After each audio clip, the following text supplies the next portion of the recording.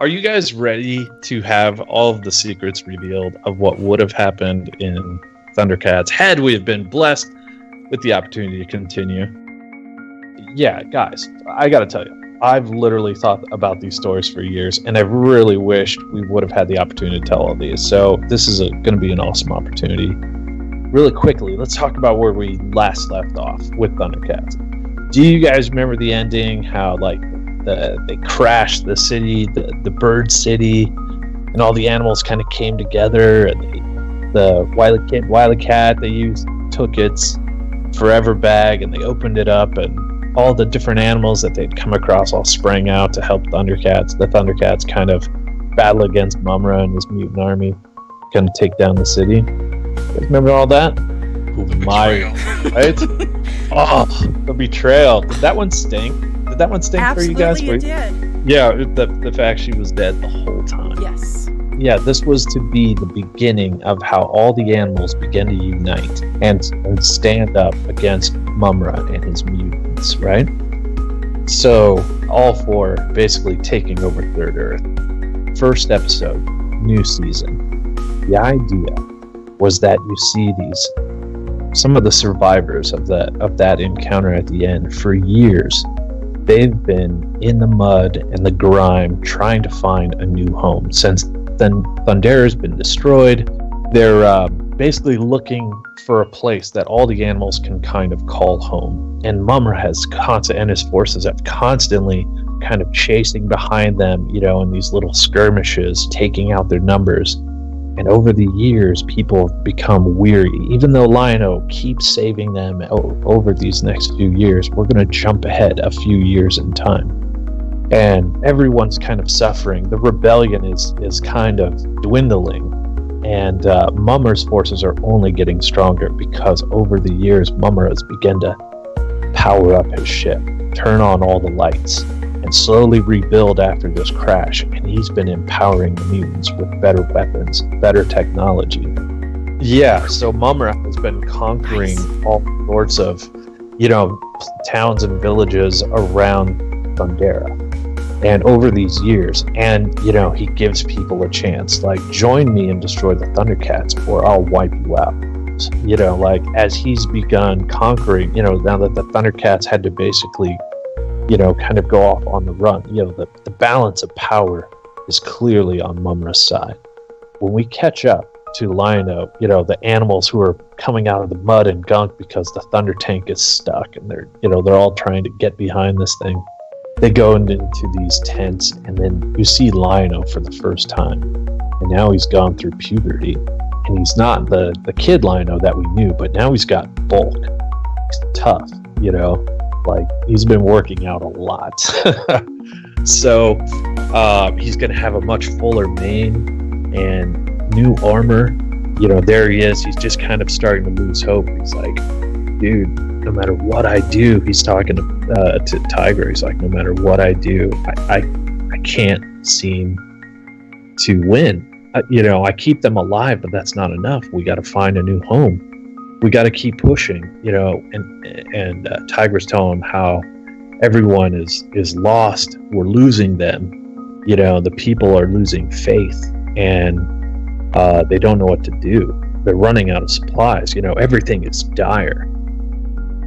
And Panthro is listening to this quietly, and he lets them talk and stuff. And when Tigra leaves, because Lion-O can't make a decision, Tigra's like, bro, I knew I should have been king. You're failing us, dude. This is a time you got to figure stuff out. And Lion-O's just like, I don't know what to do, man. I'm out of decisions, right? So Tigra leaves, and this is when Panthro would be like, listen, I know something that I can do to help us, but it's a suicide mission. I don't know that I'll make it back. And Lion-O asks him what that thing is. And we go into a little bit of, he goes into a little bit of how he survived in Mumm-Ra's lair, and that he had seen a bunch of Thunder Tanks. And so he's just like, I don't know how, but if we could get them, maybe we'd have a chance. because we all know how badass the Thunder Tank is. So, anyways, a bunch of the animals actually get caught by Mumra, the people that were stuck, you know, and Mumra gives them supposedly the option, you know, like, look, because Voltaire, Ultraman, and his troops and Monkey, and they come in and they're like, yo, you know, we'll kill you guys, or you can join us. And they're, you know, they don't want to give up the cause, and they're like, look, think about it, we're not the bad guys here. Mumra's got food, technology, power, everything you want. All you got to do is work for him. So they're like, okay, let us consider it, we'll go back. And they go back to where the Thundercats are, and they're kind of pinned into this valley where there's only this mountain. They're kind of going into this range because they're hoping that they can lose the mutants by kind of going through this rougher terrain and crossing over this mountain pass. And when they get there, they realize there isn't really a way through. And they're like, shit, you know, we're kind of in here, you know. This is part of the frustration. And now that these guys come back, they're like, Lion-O, we're leaving you, and we're going to join Mumra. You know, I'm sorry, you know, but we can't suffer like this. You know, we have children, we have people, you know. So half of his followers basically defect. And now the animals are going to work for Mumra. And so Lion-O's like, screw them. I've done everything for them. They don't want to follow me, then let them go die. And so he kind of storms off in a huff. And he kind of climbs up this mountain, and he comes to the top of it. And he looks over the valley, and he's just like, I'm lost. And Jaga comes to him. And he's just like, Lion-O, what are you doing? You know? And he's just like, what do you mean? He's just like, you're not leading them. You know, if you want to, you know, find your home, to find your place in this world, you have to think about what that place is. And then you have to be, you know, like, create your code for your foundation of this new world. And if you do that, and if you stick to that, people will see you for who you really are, you know, a true leader. And so Lion-O is just like, I don't know what that is, you know, but I'll go figure it out. You know, in the meantime, you know, you're right. I can't just leave my people, you know, to let them march off to die. Mumra's gonna kill them, you know. And Wily Kit and Wily Cat end up, you know, worrying about the people that they were friends with that are off and defecting. So they go off and they kind of follow them. And lo and behold, they all fall into a trap. You know, Mumra's like, you know, with Mumra and Ultraman and Monkey, and, you know, they kind of conspired, and they know that just by drawing out his people, Lion-O will come to protect him. They made it obvious it was kind of a trap because they want Lion-O to come. And so lo and behold, that's exactly what happens. They fall into this crazy trap, and Wily Kit, Wily Cat, they're all kind of caught up. And when Lion-O gets there, you know, the twins try to warn him, like, oh my god, dude, they're gonna get you. And he's just like, I know, but at the end of the day, if I'm not willing to sacrifice myself for my people, you know, like, what kind of leader really am I? You know, because I'm not here for them to follow me. You know, look, I'm here to serve them. And so when he kind of goes to basically sacrifice himself, you know, the first key point of the code of Thundera, you know, is loyalty.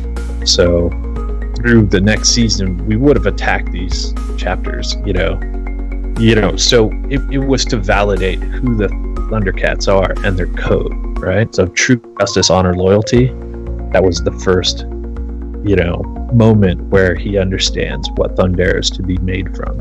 So he's earning all this. And by the way, there was a whole thing about how, you know, the Thundercats didn't have the logos on their belts, right? So it's a big thing we wanted to address. We all thought everyone knows them as such, right? They have the thing in the belt, that their symbol. And when you put it on the toys and stuff, but we wanted it to feel earned. Like, everything in that show had to be earned. Nothing was going to be a given just because it was remembered from the old show.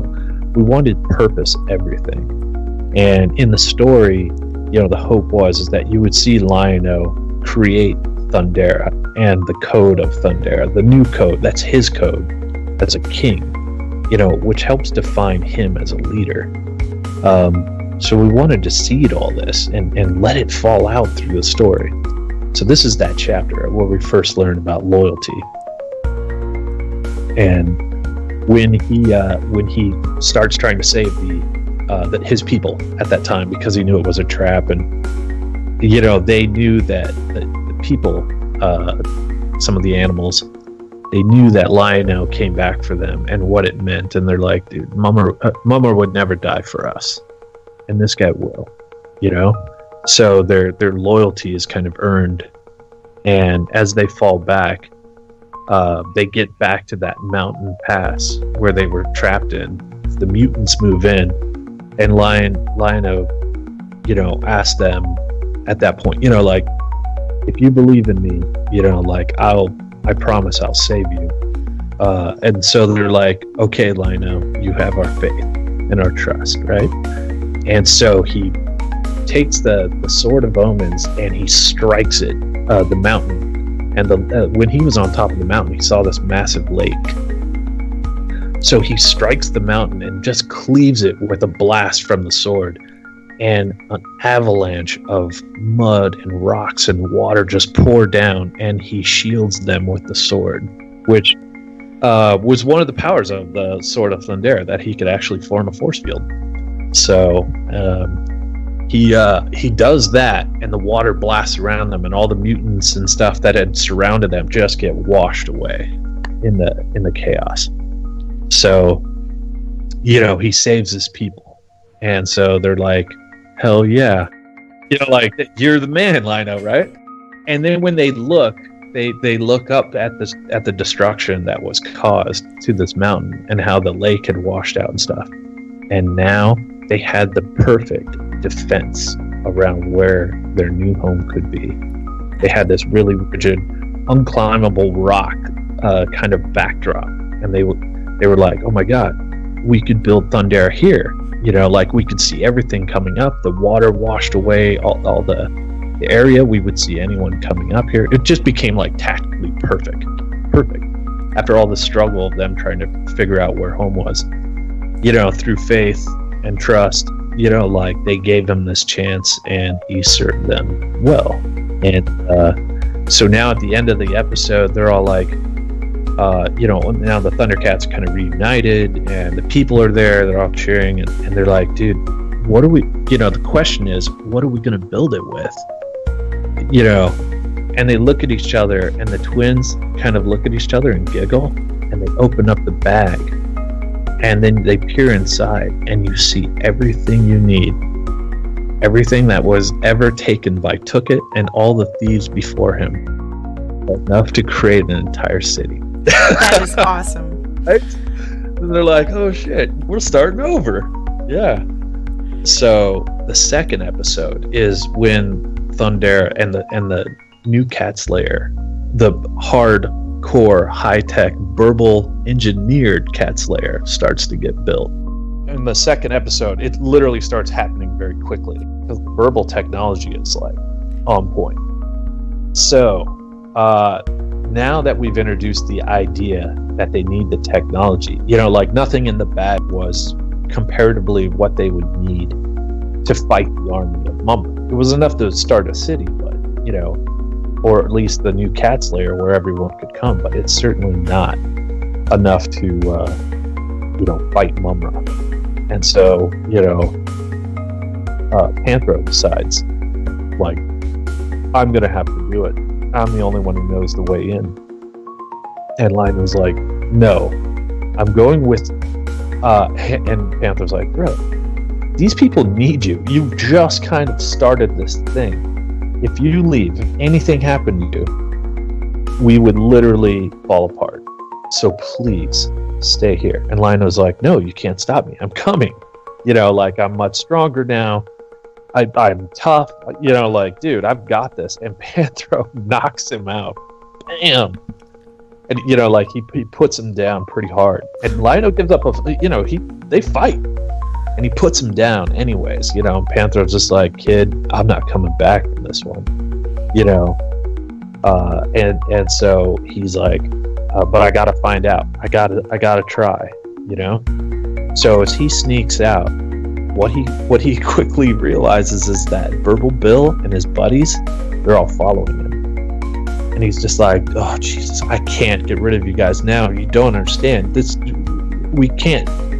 You're not going to live. This is going to be horrible. And the Burbles are just like, you're my friend, Panthro, and they're all happy. They're like the 7 dwarves, they're all behind him, all kind of funny and goofy. And he's just like, all right, but you signed your own death warrants, like, fine. So Panthro goes back, and we see through a series of flashbacks, in the 3-act structure, like what happened to Panthro when he was thrown down into the cracks of the Onyx Pyramid. When him and Groom first discovered Mumra, and Panthro ends up breaking his leg, and so Panthro's like, oh man, while he's crawling around trying to wait for his leg to mend, he's gonna have his beard all grown out. Like he's been crawling in the air ducts, and kind of hiding because there's all kinds of stuff lurking in Mumra's pyramid. Creatures over the centuries, like things have come in, bugs and monsters and stuff, and not to mention and all of the weird experiments and things that Mumra has been doing on his ship. So Panthro is literally eating bugs in the ducts of the pyramid, just trying to survive while his leg healed. And then he saw, like the horrors he saw inside have given him, like kind of this hardness, and as he's remembering that, the challenges of his escape, and he's kind of going in reverse. So we're using the kind of chapters of how he got through, and the 3 little bits, the areas that he went through in the pyramid to get back to find the secret entrance. So of course him and the Burbles, they end up finding it, and they save him, inside. So of course he needs his Burble buddy's help while this is going on. And he got jacked up, and now he's going back for where he spent months and months, waiting for his body to mend. Yeah, I like the idea that he was gone for like 5 years, and they had no idea what happened to Panthro and Groot. I mean, they could have gone when they were super young. They could have been gone 10 years.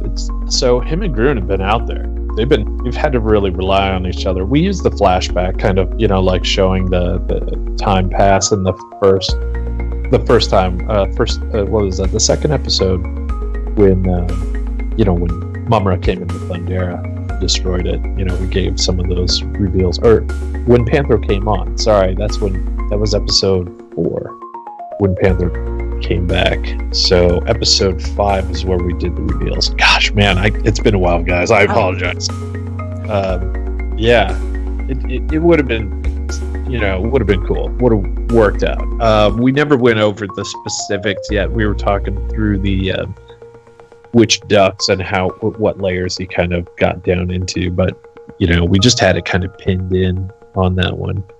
I can't remember the specifics of how he walked through. We had broken down some of the traps, or the gates, if you will, for them to go through. But at the end of the day, they finally find the thunder tanks, and there's an entire bay of them, just tons of thunder tanks, enough for if you remember episode 7, you remember how there was just tons of thunder tanks, and they just took over the alien race to get the War Stone. It would clearly be like as many thunder tanks as you would need. So they're like, oh my god, we could win this war with this. We just got to get out of here. And so he's just like, the problem is I can only drive one tank. And so the Burbles look at each other and they're like, we can remote control them. So the Burbles basically put these controllers on the thunder tanks, hordes of them. And they open it up, and at that point, Mumra is aware that they're trying to steal the Thunder Tank. So he's like, "Oh hell no! Power up the Storm Charger," So the Burbles each control a grip of Thunder Tanks, and they've kind of like remoted as they're driving one. They're kind of mind remoting some of the other tanks and stuff, and they're all just hauling butt out of this pyramid. And as they're driving across the desert, Panthro and he's like, "Boys, we got this. We're doing it. Mumra will never get us down." He's like super stoked, and all the Burbles are like, "Yeah." Thanks. Mumra busts out with a Storm Charger, and he starts summoning this massive storm. Literally, the eyes of the pyramid shoot up into the sky, and it forms this massive electrical storm. And arcs of lightning just start hitting those metal Thunder Tanks and exploding them. They're blowing up everywhere. And so they're like, "Oh my god, let's just get out of here as fast as we can." And the Burbles are starting to, really lose some of the tanks that they were remoting, and even one or two of the lesser known ones get blown up. And, Panther's like, "Oh, hell no. I can't let him do this, not to my friends," And so, oh man, there was a theme too that Panthro was telling Lino, like, "You're not strong enough. You're not a warrior. This is a fight for a warrior." And that's what he was telling the Burbles too. He was just like, "No, this is for warriors. You guys are like at best mechanics, right?" Like, he kind of diminished them. So now here they are in the fight, and they're really these kind of warriors. They're doing their best, And so Panthro was like, "Nope, I gotta do this. You guys get out of here. I told you it was going to be a suicide mission. Go home now. Take as many tanks as you can. I'll stop Mumra." And just as he's like manning the controls to like get the tank to go in full battle mode, it starts going,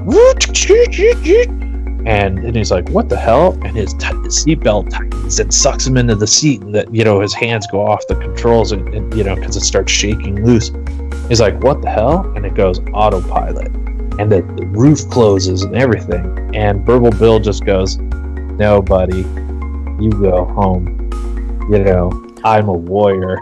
And he sends them home. And Panther's like, "No!" And Burble Bill goes after Mumra. He turns his Thunder Tank around, and he just unleashes hell on that Storm Charger. And it takes some damage, but in the end, Mumra blasts it apart and kills Burble Bill.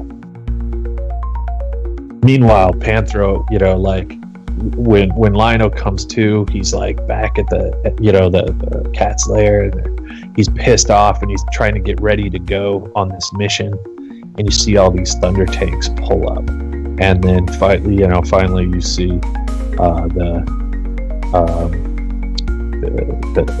last Thunder Tank pull up, and it's Panthro's, and the roof finally retracts, and you just see Panthro in there, lost, and when Lino asks him what happens, he ends up telling him, he's just like, we lost a true warrior, Burble Bill. And it's to pull the heartstrings and just let you know that this is a world with sharp edges. Like, people die, even the people that you think are, too cute to die. Nope, they will die. Yeah, the Burble will get kind of blown up. But yeah, that was going to be our second episode. Now the cats have some Thundrillium, some weaponry. They can take apart some of the tanks. They can do build more stuff, which they're going to weaponize the Cat Slayer. So now here we are. This is like 2 episodes deep. All right. So this was the 3rd episode was going to be about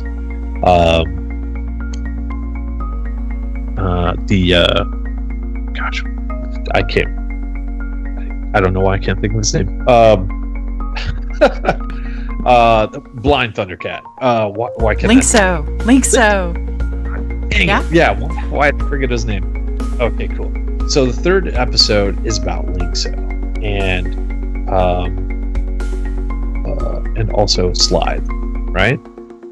So the idea in this episode, was to kind of reestablish the mutant thread. Slithe hasn't been in the first couple of episodes, and we wanted to create a little space because he was kind of featured in the last series. So what we told people with Monkey and Jackalman was like, hey, you want to go kill Thundercats? And they were like, yeah, let's do it. It didn't take much motivation because they're kind of crazy and, just a little more bloodthirsty. But when it came to Slithe, we never told you why Slithe wanted so badly into the Thundercats lair, which we said, set up in the first episode or the second episode, I guess, when we revealed him coming in and wanting to, take out the Thundercats. So this issue deals with that, or this episode, and the idea is that we catch up with Linkso, and he's a prisoner of war, being held by the Lizardmen, and he was captured at the fall of Thundera. And so he constantly is trying to escape, and so they catch him, they beat him up, they throw him back in the cell, but they know he's a general, so they're like, we can't kill him, he's leverage, we could do something with him, but he's always escaping.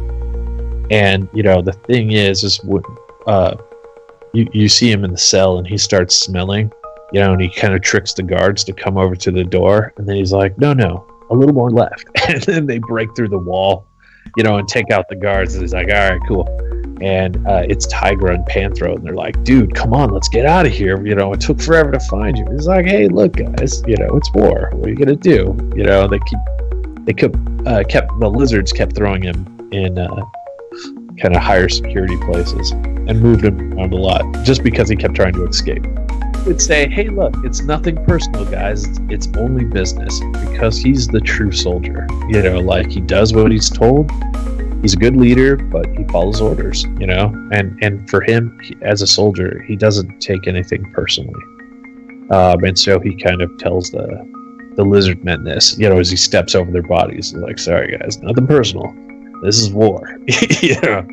So we see this theme kind of happen recurrently with him, and they're trying to escape. And, meanwhile, Mumm-Ra is talking to Slithe, and, Pumaira has led the forces extremely well over these last few years, taking down Thundercat strongholds and breaking up their camps and taking down rebels and all this stuff. Pumaira's been awesome, and you can see her really getting a seat at the table with Mumm-Ra. And she's like, if you just give me more power, I'll stop this once and for all. I'll take down Lion-O and the rest of those Thundercats. Just give me more. And Mumm-Ra's like, yo, slow down. When I'm ready, we'll see. If you're serious, then maybe. But for now, we'll see. He's like looking at Slithe, and it's like, yo, man, you are doing awful. You're losing all the time. If anyone's to blame, it's you for this. I need to know that you're going to succeed, or I'll find someone else. And so Slide's pissed because he got reprimanded, and Pumaira's kind of rubbing his nose in it, and the other, Monkey and Jackalman are kind of laughing at him, even though they're, worthless too. So Slide goes, okay, fine, and then he hears about that there's this, breakout, and that the Thundercat's there, and he's just like, nope, I'm not having this. This time it's for real. And he kind of flashes back to fighting the Thundercats back in the day. And it starts when he's just like, I can't even remember when why I started this, he kind of lost his way. And It started when back in his village, there was the Great Hunt, and all of the lizard men would go out and they would have this massive hunt, and they were going to bring back the food, and the women would go out into the marshes, and they would basically gather all the eggs, the hatchlings, the new lizard children, and this was this big event, and they were going to come back. Well, what we don't know is that Claudius, he wanted more land for the Thundercats, and he's just like, why don't you go get that useless marshland that's out there? If we work on it, like we can plant new fields and crops and we can feed the Thundercats. Cool, go get it. The lizards were already kind of reprimanded and kind of pushed back into that, and we set that up in the second episode. If you remember, when Lino was confronting the lizard men in the stocks, or the stockade, and they were saying like, we've already been pushed back, we don't get the food, you take everything. So we're calling back to that. And Claudius basically gave Lingso an order. He said, go clear those fields, we need them. And so Lingso, of course, followed orders. He didn't know that the marshlands were the breeding grounds of the lizard people. So Lingso takes the troops and he starts lighting the fields ablaze. And of course, that kills all the women and children of the lizardmen tribe. And so, of course, here comes Slide and all of his friends, and their families are now lost, and they're like, you see Slide like, because he sees Lingso, and Lingso doesn't see him clearly, but he sees Lingso across this burning field, and Lingso's, he knows that there's lizard men, and so he goes, "Sorry, nothing personal. It's only business," And so that day you see the flame of vengeance burn in Slide's eye. He just vows that he'll destroy the Thundercats someday. And so as we see this kind of, now that Slide is coming for Lingso, because he knows that, he's the prisoner that's been breaking out all the time. I mean, he goes full throttle, gets into this giant lizard mech, and really starts chasing them down. And in the fight, Tigra gets hurt, and Panthro has to carry him out. And, here it is, Lingso is blind, and he still doesn't know the way out of the forest. He's, even though he would survive, here's this giant lizard mech bearing down on him. It's not going to go well. So Lingso goes, go ahead, take Tigra back to the Thundercats' lair. They're not going to do anything to me. They'll throw me in a cage, but I'll survive. I'll make it. I've been in prison all this time, and I'm okay. So go. And so Panther's like, we'll find you. We'll come back for you. And he goes, I know you will. Just go. So Tigra and Panthro bounce. And, now we get to a fight where Lingso actually fights this giant lizard mech one-on-one, and he's actually holding his own. He's doing a pretty good job, but it is, a Thundercat versus a giant mech, So in that fight too, we also continue the saga, and we watch how, even in this, Slide is thinking back on all these times that time after time after time, he's literally fought the Thundercats and lost, and he's watched this graveyard that he first buried his wife. He's watched this graveyard now grow with all of his friends that have died in battle with him, until he's putting the last stones on a grave, and he goes back to his wife's tombstone, or like her rock pile, I guess, and he's just like, oh my god, I've lost everything. Like I have nothing left. Everyone I know, like we've all died for you, or died for this cause, and I have nothing. And what is this journey of vengeance been but to take everything from me, I have nothing to beat the Thundercats. And that's when Mumra walks up to him and goes, I have something that might help. And that was the day he struck a deal with the devil. You know, that was when he paired up with Mumra. And so now it justifies like his means of like why Slythe is so bloodthirsty to attack the Thundercats. And the hope was it's like now you kind of sympathize with Slythe a little bit and be like, wow, you know, the Thundercats kind of jerks. Like, what happened? You know, like he has every right to kind of want to come after the Thundercats, you know, after something like that. In some way, you know, like you can kind of feel for the guy. Yeah, this whole time you just thought he was just he's deep and he's, you know, he's on a quest for vengeance and he's failing, you know, and even with what he thought would help him, you know, now is and help his people, you know, like he was the Lizardmen's leader, and then he's just like, what am I doing? I'm literally I've sold them out, you know, because you see now the lizards are, you know, Mumra's treating them like shit. You know, they have failed and he's just like wiping them out, you know, he's just blasting them like they're worthless. And you know, here he is kind of feeling guilty that his people are under the rule of Mumra in this way. Like he sold them out for this quest of vengeance.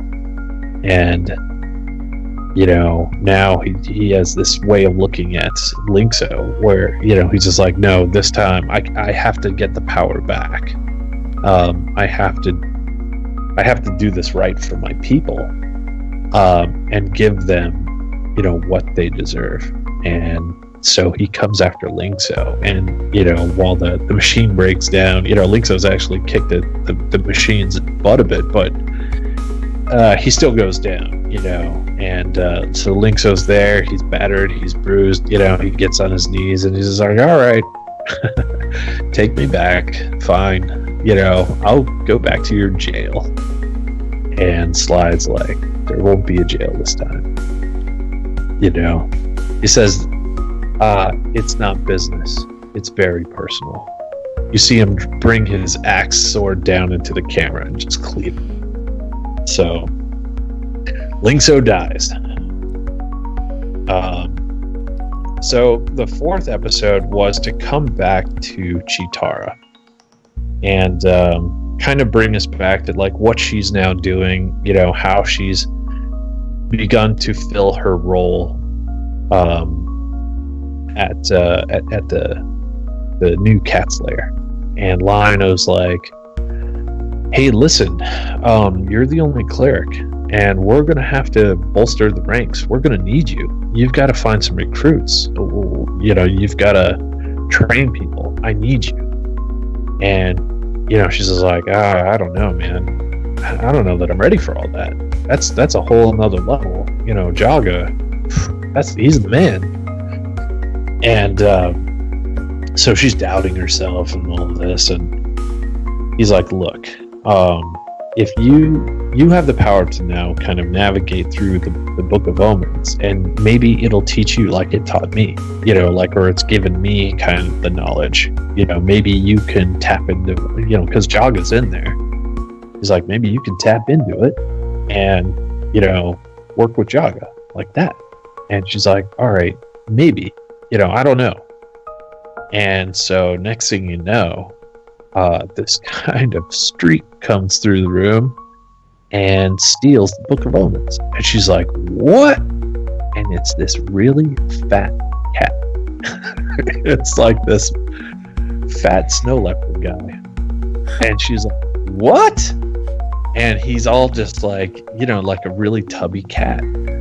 And she's like, how, you know, because he moves so fast. And he's just like, pathetic. You know, if you want the book back, you gotta race me for it. And she's like, what? And he's like, better hurry.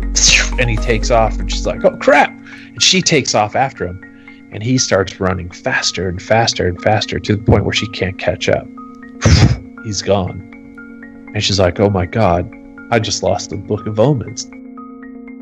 She finally catches up, you know, to or like when she comes back, because she doesn't know, like, oh my god, I lost the book, I gotta tell Lion-O. She goes back, and there's Lion-O talking with this fat cat, and he's like, hey, I think I found our new Jaga. And he's like, what took you so long, Slowpoke? He's just rubbing her nose in it that she's not nearly as fast, and she's like, I remember you. Because he kind of reveals himself as his appearance, because he's wearing a mask too at first. And so when he reveals himself, she thinks back to like, oh my god, it's you. And it's, a former student of Jaga's. And this guy broke all the rules. He took it to another level because he was faster than anyone else. He was just like, no, dude, I'm going to abuse my power. And so he was kind of the bad student, who had all of this potential and power, but he didn't train right, like he didn't have the best intentions, and Jaga was trying to like mentally prepare him because he knew that he was so good, or so fast. He was just like, dude, you could be amazing, but if you don't have self-control, you don't have anything. And so we go back and see, how Cheetara at that point thinks about, that time in her past and how she came to the school and why she was there. And this guy's trying to constantly tell her to like, teach her these bad instincts because he's faster than her, And we get into her past, and part of why she's so good at running is because she's running from her past. And some, she thought she was responsible for her grandmother's death. And so she was mad she didn't get her this medicine in time. Or, she was so upset that she's like, I wasn't fast enough. I wasn't fast enough. And so she, kind of runs to escape that moment. And then, she's reliving this moment. She gets so upset. She starts running. And she runs so fast that she basically breaks the dimensions of time and space for a moment. What's that? Yeah. And so she realizes, the eventuality is, she realizes she has this inner strength and that she's not responsible. And she ends up speaking to Jaga because she runs so fast that she finds Jaga, in the space of the book. Like she doesn't need the book to do it. And she breaks into that kind of the astral plane.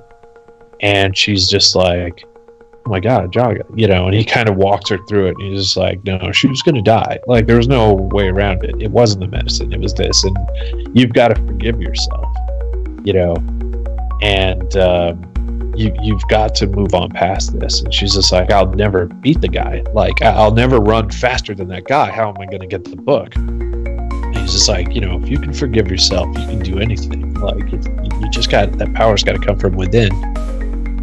So eventually, the weights that you see on her, that's what was holding her down. And so when she forgives herself, those things break off. So she's been running with lead weights on all this time, and she never realized it. And so she literally, when she realizes her power, she can run in and out of time. She'll like take it to a whole nother level. But she's got to find it. So she would be able to run in and see different points in time and space, and come back and run at speeds she never thought possible. It will take a lot out of her, so it's something she can't always do. But when she's running, she sees the future, and it's bleak. And so she comes back, and Tiger's like, oh my god, where have you been? And she's like, oh my god, what I saw, I'm scared, but she takes on the role of becoming the new Jaga at the end of it, because she ends up beating this guy. And so she turns to him because this whole time he's just been ridiculing her and breaking her down and kind of crushing her emotionally. In the end, this is all that kind of animosity you've kind of had for him. She has her just rights to kind of like, really give it to this guy. And she offers her hand to him in the end. And she's just like, look, you're arrogant, you're a jerk, you've done all these terrible things, but I'll help you if you let me. And she reaches out to him and he's just like, master, that'll be the first student, her first cadet is the wild, person that Jagga couldn't tame, the wild cat. So I can't remember what we named that guy. But there was a drawing by Tanaka-san. He did it when he was visiting us, Takahiro Tanaka. And he drew on this post-it this fat cat eating a sandwich. Him and Ethan draw this thing, and we're like, oh my god, that is one of the funniest pictures we've ever seen. It reminded me of an old school Heathcliff kind of cat, and we all loved it. We were like, oh my god, because we had been talking about this cat that would be so super fast and all this, and how he would beat Chitara, and then to have this fat guy. We were like, this is gonna be great. Oh my god, it would have been super fun. Oh man. What do you guys think so far? That's like 4 out of 13, I think. Or that's 26 going forward. We 26 episodes.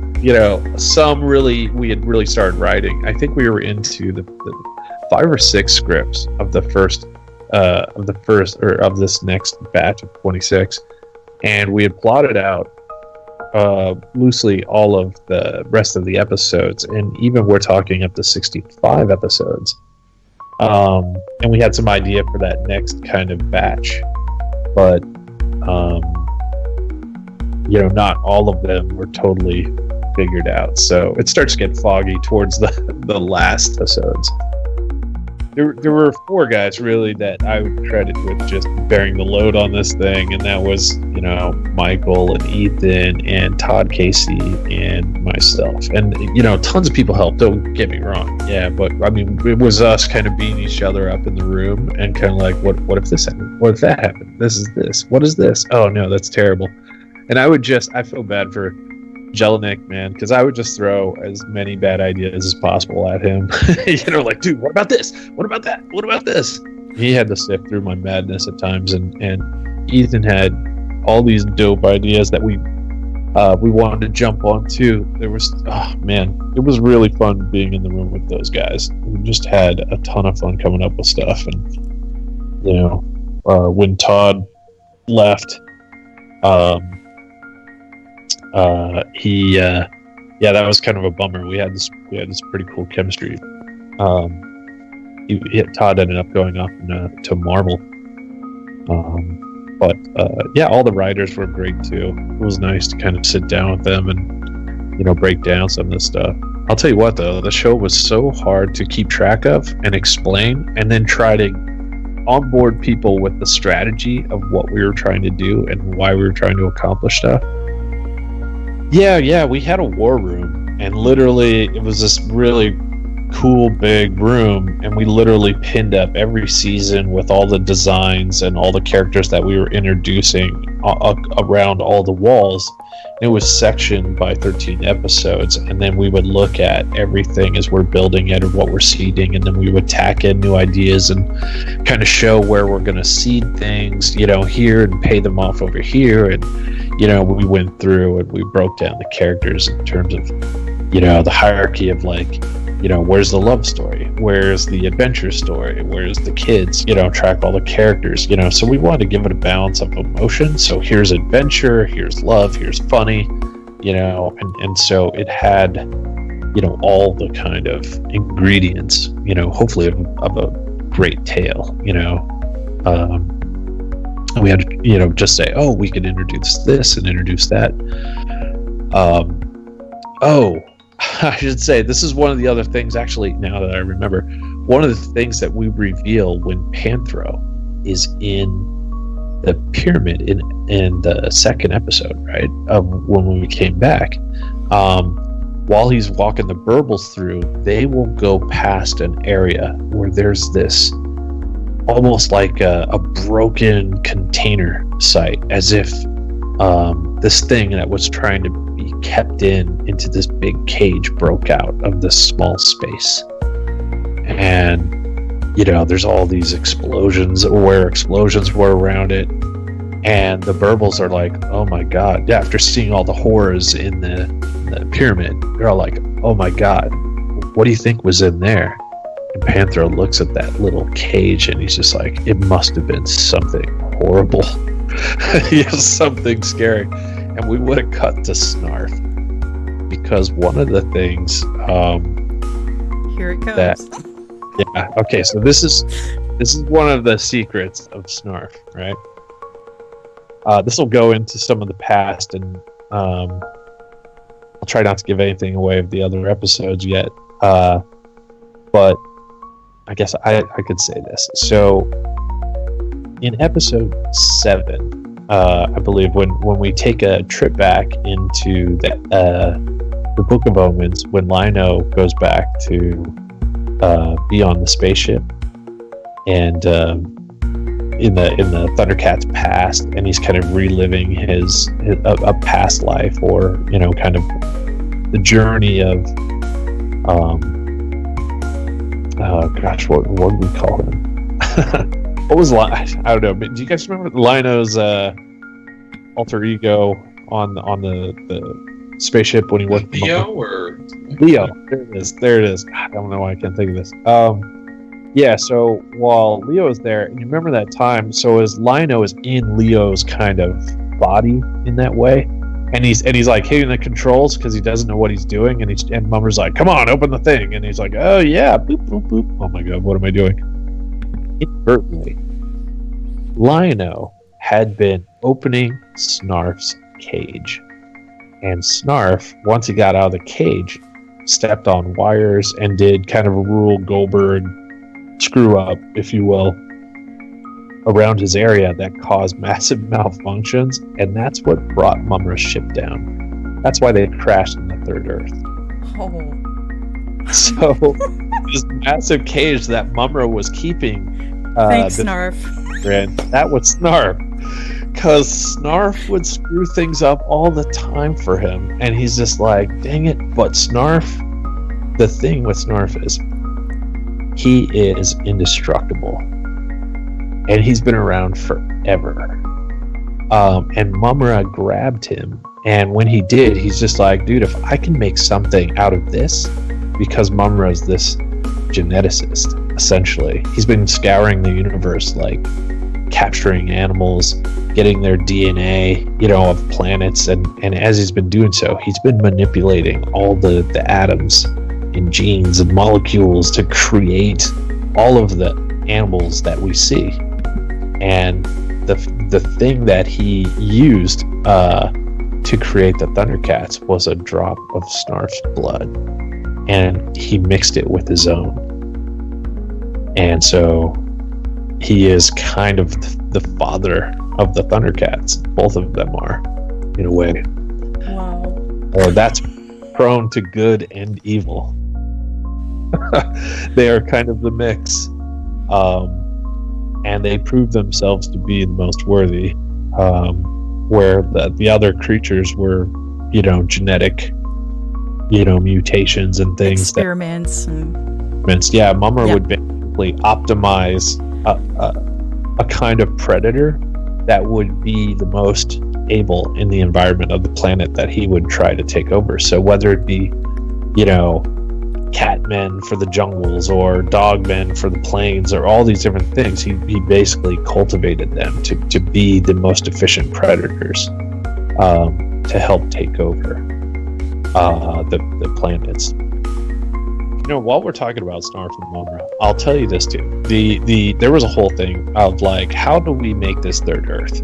Because where's First Earth and Second Earth? And we went through, we scoured the old show, and the old show had humans, whether it be Willa or Mandora, or not Mandora. What am I thinking of? Willa, there- Nada. There was the samurai guy. What's his name? Hachiman. Hajiman. Yeah, we're like, okay, so there's an era of humans, and they had Excalibur, as one of the swords. So we're like, there's a crossover of Earth. This has to be our planet, right? It's So we're like, actually been confirmed that it was Earth in a future time.